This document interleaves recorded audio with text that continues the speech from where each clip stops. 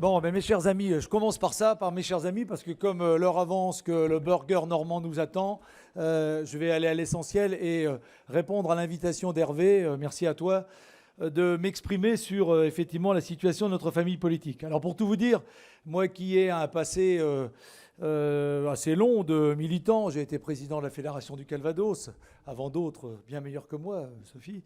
Mais en tous les cas, ce que je vais vous dire là est empreint de l'expérience qu'est la mienne à la fois, je le disais, de militant, attaché à un certain nombre de convictions, à sa famille, et en même temps avec celle aussi d'un élu local, en l'occurrence, certes le maire d'une grande ville, mais né dans la diagonale du vide, j'ai souvent coutume de le dire, et un peu connaisseur quand même des sujets de ruralité.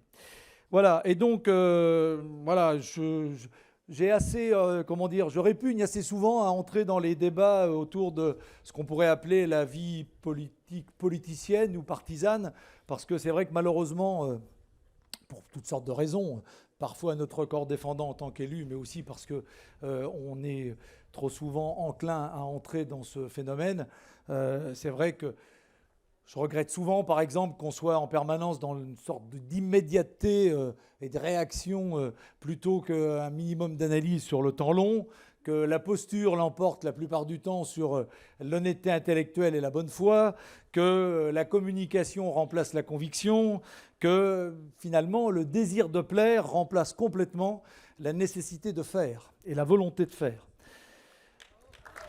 Alors pour autant... Une fois qu'on a dit ça, pour autant, je considère quand même que les partis, quels qu'ils soient, c'est un peu comme la démocratie, c'est quand même le pire des systèmes à l'exception de tous les autres. Et qu'on n'a rien à trouver quand même de mieux pour exprimer un corpus de pensée, porter un certain nombre de propositions pour, évidemment, une ville, une région, et a fortiori, bien sûr, un pays. Alors donc, comme élu, bien sûr, mais aussi d'abord comme citoyen, comme Français, l'avenir de la droite française m'intéresse. Je dirais que non seulement il m'intéresse, mais qu'il me préoccupe aussi. Alors moi, voilà, encore une fois, c'est que je n'aspire à rien, donc ça me donne une certaine liberté d'expression, et je comprends bien que certains des propos que je vais prononcer puissent choquer ici ou là, mais je vais vous dire franchement ce que, avec quand même, ceux qui me connaissent savent que je suis souvent assez direct, ce que je pense vraiment de la situation. Et je pense que, parce que c'est aussi un credo qui est assez peu pris, je pense qu'il serait utile pour notre famille politique, pour tout vous dire, qu'elle soit tout simplement, dans l'esprit des Français, le parti de celles et ceux qui osent regarder la réalité telle qu'elle est, qui osent regarder la réalité en face. Bon, d'abord parce qu'on a quand même globalement dans notre famille, quelle que soit la diversité qu'elle représente, quand même une sorte de personnage tutélaire. Je parlais bien sûr du général de Gaulle, qui disait « Il faut prendre les choses telles qu'elles sont, car on ne fait pas de politique autrement que sur des réalités ». Et j'ai quand même le sentiment que souvent, on évoque quand même des réalités, mais souvent on trie les réalités, on ne les hiérarchise pas comme il le faudrait non plus, et que parfois on les arrange, les réalités. Alors évidemment, regarder les choses telles qu'elles sont, regarder la réalité en face, ça demande du courage. Alors donc voilà, moi pour tout vous dire, mon rêve, c'est que demain, notre famille politique, elle soit celle du courage. Pas forcément le courage d'hurler avec les loups, ou le courage d'attiser telle ou telle polémique, mais voilà, le courage de prendre les choses telles qu'elles sont pour redresser la France. Alors d'abord avoir du courage, c'est d'abord avoir le courage de nous regarder tels que nous sommes réellement. Alors là, aujourd'hui, on est tous ensemble très bien, on est nombreux, mais enfin la réalité, c'est que c'est la deuxième présidentielle, on n'est pas au deuxième tour. Quoi qu'on dise, au lieu de 100 députés, on n'en a plus que 60. Je parle des LR en particulier, mais je crois que côté centriste, il ne nous reste plus que cet inénarrable et indéboulonnable monsieur de Courson, je le crains. Fait majeur, on n'a pas un seul député élu exclusivement dans une circonscription urbaine. Ça n'enlève rien au mérite de ceux qui sont élus, mon cher Jérôme, dans des circonscriptions rurales.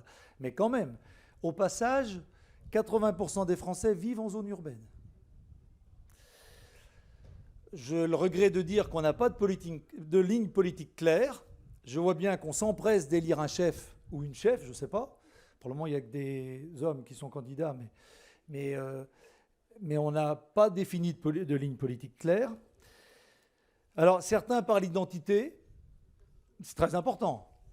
Le régalien, l'identité, la lutte contre toutes les formes de communautarisme, contre l'islamisme, en appelant les choses par leur nom, tout ça c'est très important. C'est pas moi qui vous dirai le contraire, même si on est une ville, à Caen, assez peu marquée par ces phénomènes-là, heureusement, et évidemment on fait tout pour qu'il n'y ait aucune dérive. Alors il y en a d'autres qui parlent social. Alors moi c'est bien aussi le social, la solidarité, tout ça c'est important. Mais je mets en garde quand même, je nous mets en garde. C'est que focaliser nos débats internes uniquement sur ces deux sujets, d'abord c'est extrêmement réducteur. Parce que la France, c'est pas que de l'identité, c'est pas que du social, c'est plein de choses la France. C'est des ambitions dans toutes sortes de domaines, c'est aussi une ambition pour porter un message particulier dans le monde. Enfin c'est ça la tradition de la France.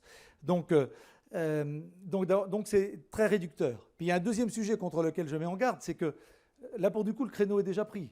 Je veux dire, celle qui fait l'alliance de l'identité du social, elle s'appelle Marine Le Pen. Et avec un certain succès. Alors, par ailleurs, on vante dans notre famille politique très fréquemment notre implantation locale, qui est réelle. Je remarque simplement qu'on ne demande pas souvent l'avis des élus locaux, quand même. Globalement, on entend beaucoup de députés. D'ailleurs, j'ai dit une fois à Christian Jacob que j'en entendais un certain nombre qui me faisaient penser à ses parents ou à ces gens qui donnent des leçons d'éducation et qui n'ont jamais élevé d'enfants. Mais voilà. Alors, je vais vous donner une parfaite illustration qui va, je le comprends bien, elle est complètement à l'encontre de ce qu'on a entendu ces dernières semaines sur ce que je considère comme étant l'expression d'une famille politique qui a perdu ses repères et qui s'éloigne de ses fondamentaux et qui, par conséquent, ne doit pas s'étonner de ne plus parler aux Français. La parfaite illustration, c'est la proposition qui a été faite à l'occasion des législatives, l'essence bloquée à 1,50 € le litre, transposée dans la dernière... ce qui a été voté sur les 30 centimes pour tout le monde. Alors, pourquoi c'est... Enfin, je ne prétends pas incarner à moi seul, évidemment, le corpus de la droite, mais en tout cas tel que je la conçois, je vais vous dire pourquoi ça me choque. D'abord parce que c'est quand même un peu un truc qui ressemble à de l'économie administrée. Voilà. Moi, j'ai plutôt un fond un peu libéral quand même. Deuxièmement, c'est quand même une mesure qui est inspirée d'abord par un truc qui nuit considérablement à notre pays, qui est inspiré par une mesure qui s'appelle l'égalitarisme. On fait la même chose pour tout le monde, comme ça on n'a pas d'emmerde. Mais à faire la même chose pour tout le monde, on ne rend service à personne. Et donc par conséquent, voilà, moi je préfère le principe de l'équité et je ne considère pas de la même façon le travailleur et le touriste en matière de consommation d'essence. Troisième élément, c'est quand même un peu dépensier. Parce que jusqu'à preuve du contraire, notre différence avec la gauche, c'est qu'on savait à peu près gérer les deniers publics. Voilà. Donc je vais vous dire ce qu'aurait fait pour moi une droite un peu sereine et fidèle à son corpus idéologique, c'est qu'elle aurait d'abord considéré que le prix, certes il augmente pour plein de raisons, mais que c'est aussi un élément, le prix, un levier pour accélérer les comportements. Elle aurait ciblé l'aide publique sur ceux qui en ont réellement besoin et qui n'ont pas d'alternative à la voiture. C'est-à-dire que, pour rebondir sur ce que je disais à l'instant, moi, j'aurais donné une aide, effectivement, au rural qui fait 30 bornes par jour pour aller à l'usine, mais je n'en aurais pas forcément donné, je n'ai rien contre eux, à un camping-cariste retraité qui fait le tour de la France. J'aurais privilégié aussi un certain nombre de mesures de fonds pour le renouvellement des véhicules et l'isolation des logements, quitte à dépenser quelques milliards, ça aurait sans doute été, à mon sens, plus utile dans la durée, parce que ça se termine au 31 octobre, je le dis au passage. Et puis j'aurais réclamé aussi haut et fort que, quoi qu'on en dise, le sujet du pouvoir de l'achat des Français, c'est évidemment ponctuellement le sujet de l'augmentation du prix de l'énergie, mais dans la durée, quand je vous parlais d'immédiateté, c'est d'abord le coût du logement. Ce qui mine le pouvoir d'achat des Français depuis des années, c'est l'augmentation structurelle du logement. Le logement, la moyenne sur 10 ans, j'ai lu récemment une étude là-dessus, c'est 7% par an. C'est 7% par an, et en plus c'est excluant. Voilà. Et s'il y a un certain nombre de personnes qui sont obligées de faire des trajets importants, c'est parce que justement le logement est devenu trop cher à proximité de leur lieu de travail. Voilà. Et donc l'inflation, alors j'aurais aussi éventuellement, parce que ça n'a pas été suffisamment dit, expliquer que l'inflation, effectivement, que subissent aujourd'hui les plus fragiles, c'est ni quelque part uniquement le prix de l'essence, c'est pas non plus, parce qu'elle a bon dos la guerre en Ukraine, c'est quand même globalement la conséquence des excès du quoi qu'il en coûte, qui a été très prononcé dans notre pays, qui a été un peu généralisé, enfin plutôt généralisé à l'échelle occidentale. Donc on a remis en marche de manière accélérée la planche à billets, et donc on a fait sortir le diable l'inflation de sa boîte, et maintenant c'est un peu comme le dentifrice une fois qu'il est sorti du tube. Pour le remettre dedans, c'est pas facile. Alors, voilà, au-delà du courage de nous regarder tel que nous sommes, il faut aussi que nous ayons effectivement, je le disais, le courage d'un discours de vérité. Alors, parce que le discours de vérité, dans la conception que je me fais du rôle d'un élu, à quelque niveau qu'il soit, parce que c'est un discours de responsabilité. Et la responsabilité, pour moi, elle est au cœur des valeurs de droite. Parler aux Français, c'est parler à des citoyens responsables, capables de comprendre les problèmes. Parce que effectivement, ça a été dit, le pecno du Pays de Caux, comme celui du Berry dont je suis originaire, il est capable de comprendre, pour peu qu'on lui explique un certain nombre de choses. Ce n'est pas parler à des enfants. L'État nounou, tout ça, qui nous protégerait en permanence. Moi, je ne demande pas que l'État me protège. Je demande d'abord qu'il ne m'emmerde pas, globalement. C'est pas non plus le rôle de l'État et de l'élu a fortiori national, parler à des consommateurs. Parce que parler à un consommateur, c'est être dans un rôle de distributeur. Et l'État qui distribue l'argent qu'il n'a pas, c'est quand même globalement à la fois problématique à court terme, mortifère à moyen terme. Donc le rôle de l'État n'est pas de protéger en permanence, il n'est pas de distribuer, il est de responsabiliser. Voilà, moi j'ai toujours été convaincu qu'à titre individuel, nous ne sommes, nous, enfin chacun d'entre nous, ni bons ni mauvais. Il faut simplement, et c'est d'ailleurs le rôle de la politique, organiser la cité, comme on dit, de telle façon que chacun donne le meilleur de lui-même, à la fois pour lui-même et pour la collectivité. Donc c'est ça l'honneur de la politique. Pousser chacun vers le meilleur plutôt que surfer sur leurs ressentiments, attiser les jalousies. Ben oui, effectivement, c'est facile de montrer du doigt le jet privé. Il y a tellement de gens qui n'en ont pas. Enfin, moi, je m'en fous, j'aime pas bien l'avion. Mais donc, plutôt non plus que répondre en permanence à une minorité qui s'exprime de manière véhémente, alors qu'elle ne représente pas forcément la majeure partie de la population. Donc vous l'avez compris, pour moi, la droite, celle que nous devons incarner et celle que nous devrions incarner, c'est d'abord une droite qui porte une éthique de responsabilité. Moi, je rêve que la droite puisse dire, un peu en paraphrasant un certain Kennedy, avant de te demander ce que l'État peut faire pour toi, demande-toi ce que tu peux faire pour l'État. Quand je parle de l'État, je parle du pays. Jamais on dit aux gens voilà, que quelque part, chacun est responsable d'une partie du destin de la collectivité. Alors, puisque je continue sur ce thème du courage, le courage, c'est aussi regarder le monde tel qu'il est. Parce qu'on ne l'a pas suffisamment dit, mais effectivement, on est dans une période de bascule, pour plein de raisons. Et l'une des raisons principales, c'est que depuis 40 ans, pour vous situer les choses, moi j'ai passé le bac en 80, juste après le choc pétrolier, l'Iran, etc. À l'époque, on avait une énergie chère. On a très vite oublié tout ça. À l'époque, moi j'étais au lycée en 79, on nous a appris à descendre à 19, éteindre la lumière, etc. etc. La politique anti-gaspi, enfin je ne sais pas si vous vous souvenez pour certains, on a oublié tout ça. Voilà, la mauvaise nouvelle, c'est que structurellement, l'énergie va coûter plus cher. Aussi parce qu'une partie de l'énergie sera produite avec des énergies renouvelables, qui sont plus coûteuses que les énergies carbonées, et notamment le pétrole.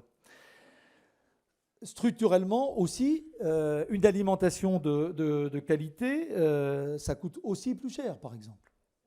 Et puis, dernier élément, c'est que la mondialisation qu'on a tant décriée, puisque en France, on était pour ou contre la mondialisation, c'est comme si on était pour ou contre, parce que la mondialisation, c'est simplement l'accélération des échanges internationaux. C'est comme si on était pour ou contre le fait qu'il fasse nuit la nuit. Voilà. Et la mondialisation, elle a eu plein d'inconvénients. Elle a laminé l'industrie française, mais ce n'est pas la seule raison. Au passage, je signale quand même, pour ceux qui penseraient que l'industrie française était tuée par la Chine, que notre déficit commercial, il n'est pas avec la Chine. Il est avec l'Allemagne, il est avec l'Italie, il est avec nos voisins. Et si. Cette mondialisation, elle nous a permis collectivement d'acquérir des biens qui coûtent considérablement moins cher ramenés à notre revenu individuel qu'ils ne coûtaient justement en 1980. Pour un smicard, une machine à laver aujourd'hui est bien moins chère qu'en 1980. Et bien ça, c'est en train de changer, parce qu'on a effectivement besoin de relocaliser les productions. Deuxième élément, quand il s'agit de regarder le monde tel qu'il est et de regarder les réalités en face. Il y a quand même un truc dont on ne parle pas, c'est le vieillissement de la population. Le vieillissement de la population, il y a eu là aussi une étude récente, en 2040 c'est demain matin. En 2040, pour la France, c'est 120 milliards de dépenses en plus et 20 milliards de recettes en moins. Je ne préconise pas de diminuer l'âge légal de disparition de ce monde. Évidemment, c'est très bien qu'on ait tous la possibilité de vieillir davantage. Je dis simplement que ça va changer nos sociétés, qu'un élu responsable doit tenir compte de ce sujet-là, évidemment. Alors au passage, il faut remercier quand même, en matière de diminution de la natalité, la politique éclairée de François Hollande, mais qui n'a pas été remise en cause, malheureusement. Alors troisièmement, autre réalité, c'est que, mes chers amis, la France, pour certains d'entre vous qui connaissez le monde de l'entreprise, la France, c'est simple. C'est une entreprise de peinture où vous avez 9 salariés, dont 3 vont sur le chantier et 6 restent au bureau. Mais je ne croyais pas que ce soit une formule facile. Voilà, on a 67 millions d'habitants, 22 millions d'actifs. Si j'enlève les 5,5 millions de personnes qui travaillent dans la fonction publique ou qui, comme moi en ce moment, sont payées par les 22 millions qui restent et qui travaillent dans le privé. Donc, pourquoi le système a tenu jusque-là? Parce que chaque année, le solde négatif est assuré par une augmentation de la dette, et cette dette, elle a augmenté bien avant, évidemment, le Covid, vous le savez tous. Quatrième élément qui peut participer à ce que nous regardions la vérité en face, c'est que oui, nous sommes effectivement surendettés. Voilà, juste un chiffre. Les taux, c'est assez vraisemblable. Aujourd'hui, l'OAT 10 ans est à 2% quand elle était à 0% il n'y a pas si longtemps. C'est le prix auquel l'État, en fait, se refinance. Il suffit qu'il passe à 4%. S'il passe à 4%, au lieu d'avoir aujourd'hui une charge de la dette qui est ce qu'elle est, c'est plus 88 milliards de charges de dette dans le budget de l'État. Voilà. Donc voilà. Et c'est évidemment gravissime d'être surendetté, mais c'est d'autant plus grave d'être surendetté à un moment où on a besoin de réaliser des investissements considérables, collectifs, pour assurer le virage de la transition écologique, parce que tout ça va demander des investissements énormes. On a aussi besoin quand même d'argent pour assurer notre sécurité nationale, parce qu'on est quand même dans un monde de plus en plus instable et seul, il faudrait au moins être borgne, voire aveugle pour ne pas s'en rendre compte. Je m'exprime devant un ancien ministre de la Défense. Sans parler du fait qu'effectivement, j'y viendrai, on a quand même quelques urgences en matière d'éducation nationale, par exemple. Alors, certains diront que, c'est dit par des gens a priori reconnus par beaucoup de Français, les dettes, ça ne se rembourse pas. Effectivement, il y a une solution pour ne pas rembourser la dette. Ça existe. Il faut simplement mourir avant la date de l'échéance. Voilà. À l'échelle d'un pays, c'est quand même pas trop possible, parce que je ne l'entends pas, moi, dans ma conception, que la France meure. Alors, mes chers amis, ça suppose, une fois qu'on a fait tous ces constats, d'avoir aussi le courage de proposer des politiques adaptées à la situation telle qu'elle est. Pas forcément telle qu'on la rêverait, mais telle qu'elle est. Alors, voilà, je fais partie de ceux, c'est sans doute mon côté conservateur, qui pensent que, quelles que soient les générations, quelles que soient les époques, il y a un certain nombre de vieux principes qui demeurent. Et parmi ces principes, c'est qu'aujourd'hui, comme dans l'histoire des peuples depuis toujours, le redressement passe par le travail. Voilà. Et donc, il nous faut évidemment plus de personnes au travail, qui travaillent plus longtemps. Alors, le travail, alors là, je ne vais pas vous citer le général de Gaulle, mais plutôt ma grand-mère. Effectivement, le travail, c'est d'autant plus dur qu'on n'a pas été habitué jeune.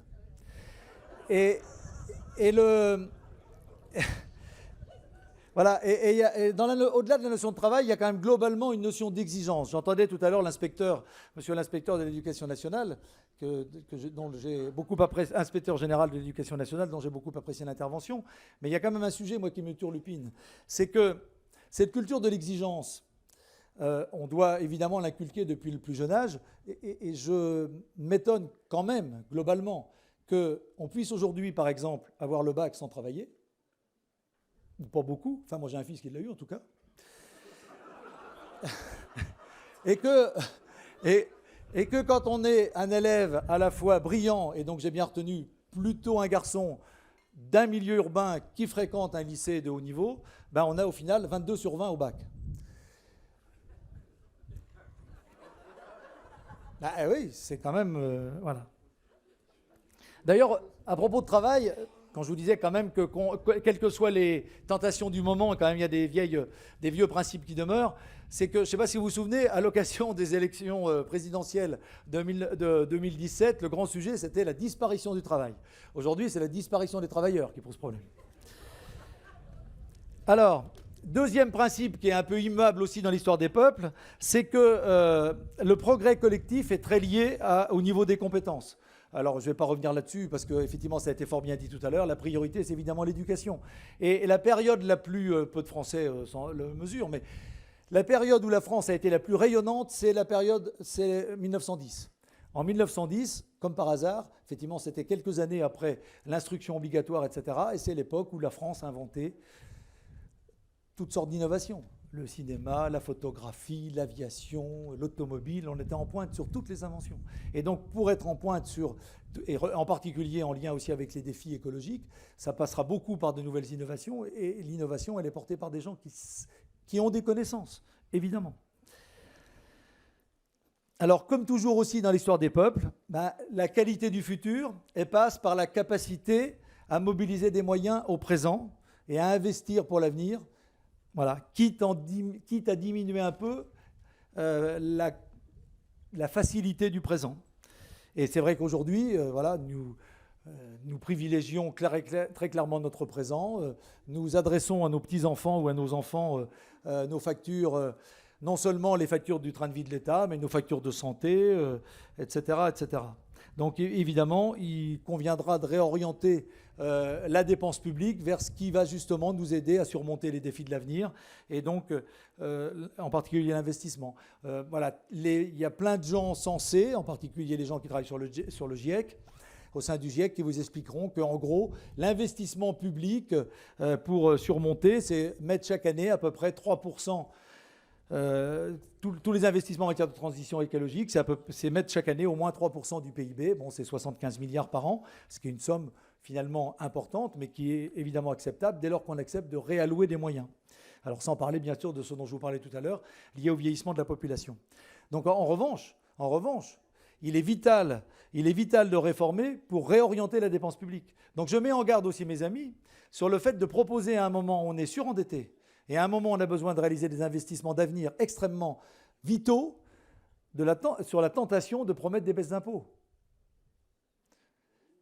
Voilà. Alors, en conclusion, mes chers amis, j'ai bien conscience que je ne nous propose pas la voie la plus facile.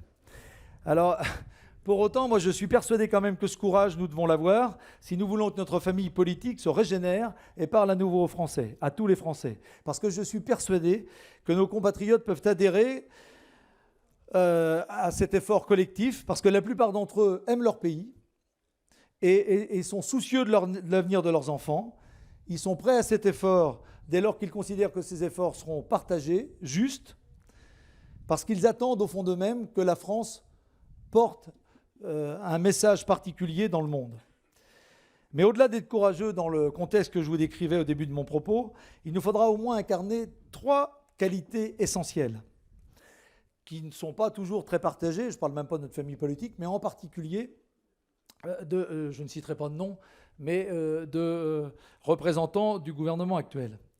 D'abord, premier impératif, la sincérité. Moi, je crois vraiment qu'aucune formule, aucun média training ne peut cacher un discours creux, empreint d'éléments de langage, porté par un élu qui croit à peine à ce qu'il raconte. Donc la sincérité, être sincère, c'est le seul moyen d'être entendu, même si ça doit éventuellement déplaire à tel ou tel.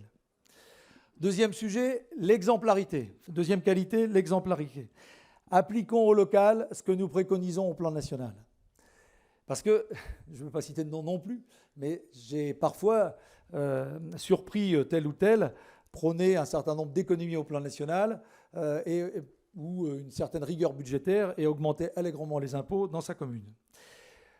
L'humilité, troisième qualité. Alors là, il y en a bien une qui n'est pas partagée, c'est celle-là.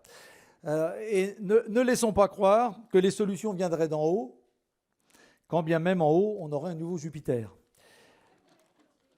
Alors voilà un peu la route, voilà un peu la route que j'aimerais, mes chers amis, que nous tracions tous ensemble, que nous suivions tous ensemble.